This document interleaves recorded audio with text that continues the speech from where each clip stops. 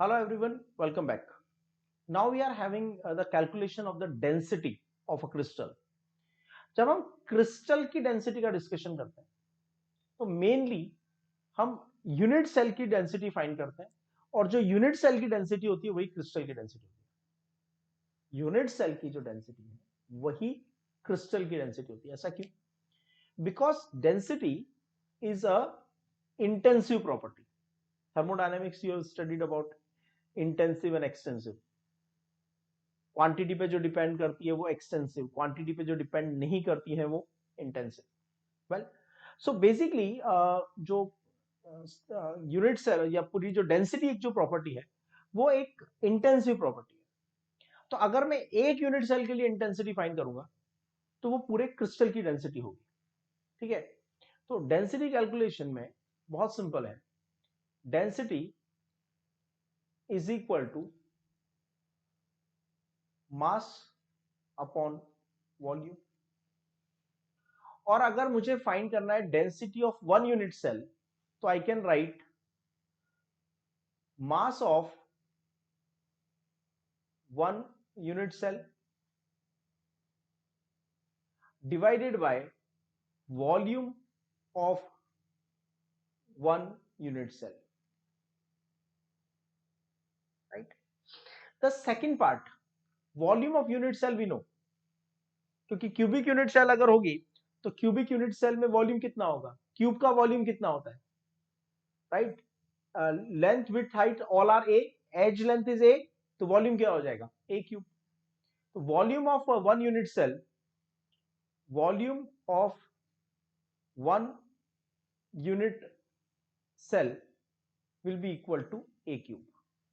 अब मुझे चाहिए mass of one unit cell. ठीक है, सिंपल है। मास ऑफ वन यूनिट सेल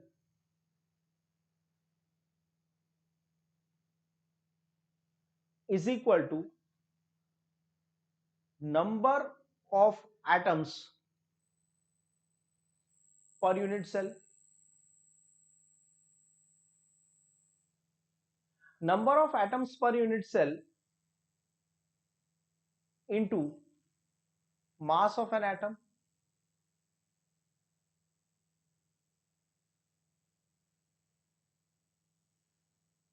एक एटम का मास है x और एक यूनिट सेल में हमने देखा ना, सिंपल क्यूबिक में एक एटम पर यूनिट सेल होता है, बॉडी सेंटर्ड क्यूबिक में दो एटम पर यूनिट सेल होते हैं, फेस सेंटर्ड क्यूबिक में four atoms per unit cell होते हैं।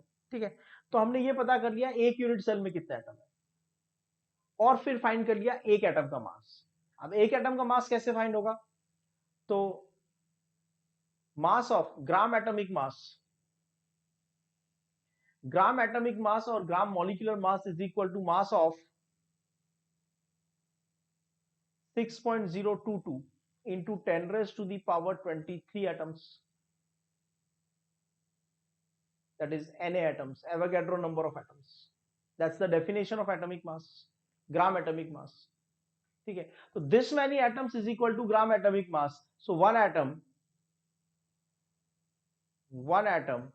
is equal to gram atomic mass divided by Avogadro number।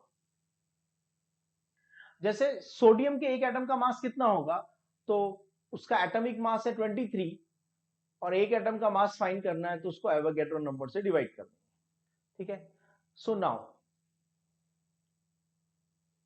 Density will be equal to mass of unit cell, mass of unit cell is equal to number of atoms per unit cell into mass of one atom,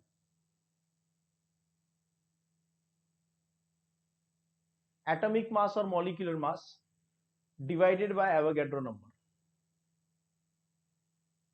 तो ये एक atom का मास आ गया, एक atom के mass को multiply किया number of atoms per unit cell, तो एक यूनिट सेल का मास आ गया, और एक यूनिट सेल के मास को हमने डिवाइड किया